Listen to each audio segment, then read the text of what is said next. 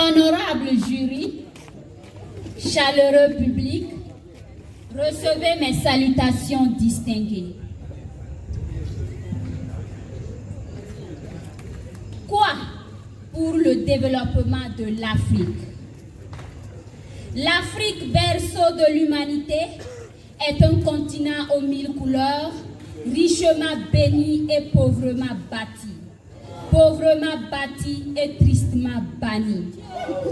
On est fier et triste d'être africain. Le visage de l'Afrique est divisé en deux parties. Il y a l'une qui pleure et l'autre qui rit, comme le précise Henri Lopez dans Le Pleurer rire. Plus le temps s'écoule, plus l'Afrique s'écroule. Pendant que d'autres continents prospèrent ça et là, l'Afrique rêve et fume encore sa vieille pipe. L'Afrique est encore au bas de l'échelle. Honorable jury, depuis que l'Afrique est Afrique, nous n'avons pas connu d'évolution considérable. On avance et on recule. On avance et on recule. Et nous avons hérité des appellations ridicules comme pays du tiers-monde, pays pauvre, très très endetté. L'Afrique est-elle un adolescent qui ne saurait prendre sa vie en main?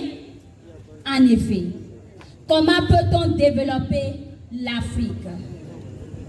Honorable jury, d'entrée de jeu, il faudrait abattre l'arbre et déraciner son tronc.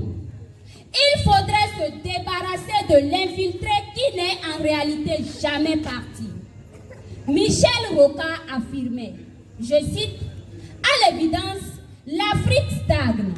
Elle a besoin de développement. » Point de citation. L'Afrique.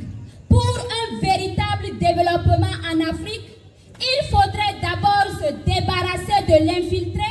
L'infiltré, oui. Cet infiltré qui nous exploite jusqu'au dernier soupir. Cet infiltré qui fait tout et décide de tout à notre place. Se débarrasser, oui, de cet infiltré qui choisit nos dirigeants à notre place. Car nos avantages, nos richesses naturelles vont dans son ventre insatiable. C'est lui la cause principale de nos pleurs et de notre malheur. Même le lézard sait que l'infiltré est reconnu comme la sève qui nourrit la racine du sous-développement en Afrique. Vampire, sors de mon ventre. Ensuite, loin de la dictature, loin de l'autocratie, du totalitarisme, du marxisme, léninisme et de la barbarie, sans l'ombre d'un doute, le développement de l'Afrique dépend d'un système de gouvernance efficace et sérieux adapté à son environnement. De plus, convient-il de préciser que l'Afrique est gouvernée par des hommes forts? À ce propos, Barack Obama a eu tant raison d'affirmer que, je cite, « L'Afrique n'a pas besoin des hommes forts, mais des institutions fortes. » Fin de citation. L'Afrique. Oui, notre belle Afrique a besoin d'être construite sur des bases solides à travers la mise en place des institutions qui définissent les enjeux politiques et électoraux, qui fixent les règles du jeu économique, qui garantissent le fonctionnement d'une justice noble et impartiale et qui disent non à la dictature et aux antivaleurs afin qu'elle puisse franchir le seuil du développement. Oui, l'Afrique a besoin des parlements forts comme le Parlement américain, efficace et incorruptible, d'une armée sincère et honnête qui se range du côté du peuple et qui dit non à la dictature et aux martyrs. Enfin, pour une émergence prospère en Afrique, nous devons détourner notre regard de la culture occidentale.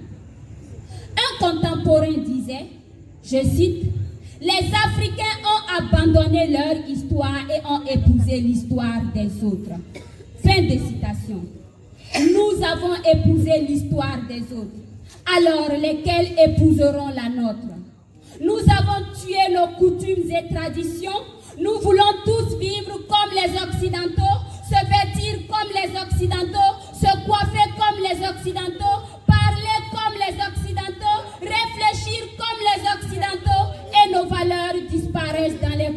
des fleuves. La Chine s'est développée en modernisant cette tradition. Et pourquoi pas l'Afrique? Honorable jury, mesdames et messieurs, l'Afrique n'est plus un gamin. L'Afrique est un vieillard capable de prendre sa vie en main. Capable de dire non à la survivance du pacte colonialiste en établissant des relations interétatiques. Pour son développement, l'Afrique a besoin des institutions qui disent non à la mauvaise gouvernance, non aux inégalités, non au tripatouillage des élections, non à l'emprisonnement des opposants, non au changement des constitutions, non aux martyrs pour qu'elle atteigne le 7e ciel du développement, afin qu'elle soit inscrite en lettres d'or dans l'histoire. Je vous remercie.